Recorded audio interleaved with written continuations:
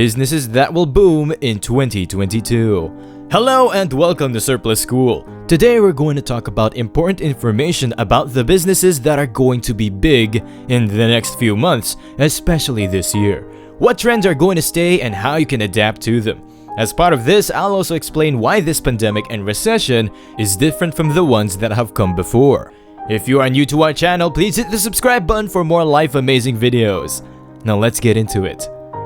Because we are currently living in one of the most perilous periods of the millennium, according to several experts, the coronavirus epidemic has altered the way we interact with one another, the way we invest in things, the way we buy things, and the way we do business during the past few years. There is no doubt that we are living in a period when the economy is not moving as swiftly as it used to.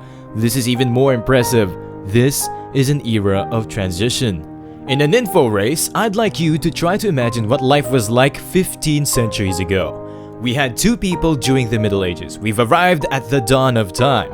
In the first case, the character is a nobleman, whereas in the second case, the character is a regular guy who makes and sells swords for a living, just like many other people. So, which one do you think exerts the most influence?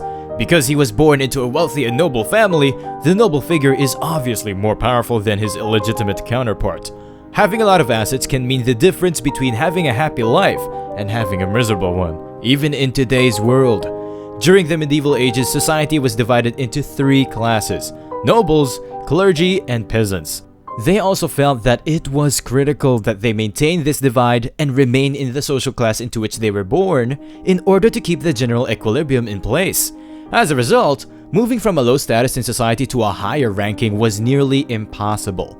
If you were born a noble, you would live and enjoy the privileges of a noble. And if you were born a peasant, you would live and enjoy the perks of a peasant your entire life. In those days, the class you were born into determined your social standing for the rest of your life. However, that is not the situation in today's world. Even if you start with nothing, it is now easier than ever to become wealthy and influential. That is true of practically all millionaires in our culture. According to Credit Suisse, there are 18.6 million millionaires in the United States. According to Investopedia, 80% of these millionaires are self-made, first-generation millionaires. So only 20% of millionaires in the United States inherited their riches. The rest created their fortunes on their own. Unlike in the Middle Ages, when land and title deeds played a significant role in determining an individual's wealth, in today's world, information is the true source of wealth. Simply put, the individual with the most knowledge and information who takes action will win. So, even in times of global adversity, some people will benefit enormously just because they have better information than most people. And if you understand and apply this notion, you can become one of those people. But how can you obtain all that information? The internet is many of the sources you can and cannot rely on, but your goal should be to obtain unbiased information on which to base your decision. As a result, the goal of this video is to introduce you to the essentials of that information. But before we continue, first and foremost, if you are new to our channel, we encourage you to subscribe for more life-changing videos in the future. Now let's get into it. Why do people buy? A need or desire must be addressed in order for a business to succeed. If someone is successful, it doesn't matter what industry or precise niche they're in. Since many individuals suffer from the same problem, the more critical it is, the more demand there is for the services provided by firms with a large customer base. So it's easy to see why people buy.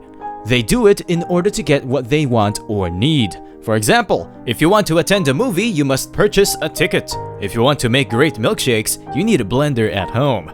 You must comprehend one of the most essential economic laws: supply and demand, in order to understand why the businesses I'm about to discuss will boom next year. This is something that many students think about in school, but many teachers make it exceedingly boring and long. Therefore, I'm about to convey to you in minutes what my teacher described to me for weeks. The supply and demand principle. Simply said, supply refers to what firms are willing to offer at a specific moment and for a specific price. Demand, on the other hand, is what individuals are willing to buy at a specific moment for a specific price. For example, you're on the supply side if you're a writer who wants to sell your book for $39. People who are willing to pay that much for your book are on the demand side. The concept is now relatively straightforward. I want you to pretend that you are a writer with a terrific book that a lot of people want to buy.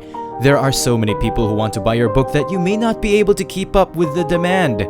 And because your book is in such high demand and you want to maximize your earnings, you raise the price by $10, bringing it to $49. However, since you raised the price, many people have stopped wanting the book because they believe it is now overpriced, and demand has decreased. When demand rises in a firm, the price usually rises as well because enterprises want to make more money. However, when the price and supply rise, so does demand. The ideal situation is for demand and supply to be in a balance, which is the sweet spot that everyone strives for but rarely achieves. Typically, before releasing a product, a company conducts extensive research and testing to determine the maximum price at which the product may be sold while still maintaining a reasonable demand. It's the same with the stock market if you think about it. A stock's value rises when a large number of individuals want to buy it. Stocks, pricing, demand, and supply are all influenced by a variety of different factors. However, grasping this fundamental principle and keeping it in mind when making business decisions can make a significant impact. Now, let me suggest businesses that may help you. Business number 1, health and hygiene related services. It was completely normal to shake hands with strangers, hold hands, and hug friends before the pandemic. People nowadays, on the other hand, are quite wary of making physical contact with anyone. To keep themselves sterilized at all times, everyone must follow social distance standards. With all of this going on, it's no surprise that many businesses utilize safety as a primary selling factor to persuade customers to use their services or purchase their products. If you're a restaurant, for example, I'm sure you want to follow government requirements to stay safe, and you want your tables to be spotless and sterilized. All of this is done to guarantee that customers are not concerned when they enter your restaurant.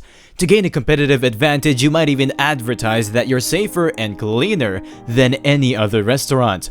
Well, if a restaurant wants all of this to happen, they'll need some assistance, which is where you come in with a friendly phone call explaining why they should employ your cleaning and sanitizing services. It's critical to remember what firms are looking for when starting such a business. They are not only attempting to be clean, but also to be perceived as clean by potential clients, particularly in the tourism industry. As a result, in addition to cleaning services, you must also supply businesses with a strategy for properly opening and publicizing the new modifications. Many businesses are still looking for this service, and with the correct innovation, there is a significant market need that can be served properly. Business number 2, agency for social media marketing. A social media marketing agency is simply an advertising firm that concentrates on generating sales for businesses using various strategies and campaigns on the most popular social media platforms. SMMAs is another name for them. Because many businesses want to go to the internet as a result of the pandemic, many of these agencies have popped up. I'd even call it a trend because there are so many. So, right now is probably not the best moment to start a social media marketing company simply because the competition is so fierce. But the sector has a lot of promise, and getting started doesn't require a lot of money. So, if I were interested in beginning such a firm, I would wait till the current craze has passed. The majority of these new firms will fail for 2 reasons. Number 1, they are inexperienced and lacking in talents. Number 2, they will give up early because they are not sufficiently driven. Marketing is the future, and if you're serious about it, you should dive right in. Master the skills you'll need, and then launch your firm when the time is perfect. Let us know in the comments if you'd like more information on a very specific approach for social media marketing agencies. I've met a lot of these individuals, both successful and unsuccessful, and I've come to my own conclusions about what works and what doesn't. Just let us know if you're interested and we'll get it done as soon as possible. Business number 3, parcel delivery and logistics services. The logistics market is expected to reach $12.2 trillion by 2022, according to Valuate's report. Logistics and parcel distribution is a large industry that is undoubtedly going to grow, yet there isn't much coverage of it on YouTube. The primary business concept is to deliver things and charge a fee for each item delivered. Carrier firms rely heavily on economies of scale. Thus, if 100 things are delivered to the same location, the income to expenditure ratio is far higher than if there is only one. Clients could be a company that needs the items to operate or ordinary people who purchase stuff online. Clearly, despite the pandemic, this is a niche that will thrive. In fact, it will develop even quicker. This will undoubtedly occur as an increasing number of individuals prefer to purchase goods online rather than through traditional channels such as stores and malls. Before the epidemic, few people trusted online buying, but businesses were compelled to turn to the internet to service and locate consumers due to new health laws imposed by the virus. Most people simply had two choices: go out and perhaps become infected, or stay at home and risk becoming infected. Alternatively, you can stay at home and rely on the internet shopping. Since the majority of individuals chose the second choice, they have discovered the convenience of online buying and have not returned to traditional shopping. In fact, this is a global trend that is gaining traction because an increasing number of firms are closing traditional brick-and-mortar retail establishments in favor of focusing on providing services to their customers via the internet. It's incredible that you can buy practically anything they desire and have it delivered to your house with just a few clicks, and that's the unavoidable future. The lockout has simply accelerated the shift from traditional to internet purchasing. For anyone considering entering this field, here are a few things to think about. You will face fierce competition, and you have to know your customer.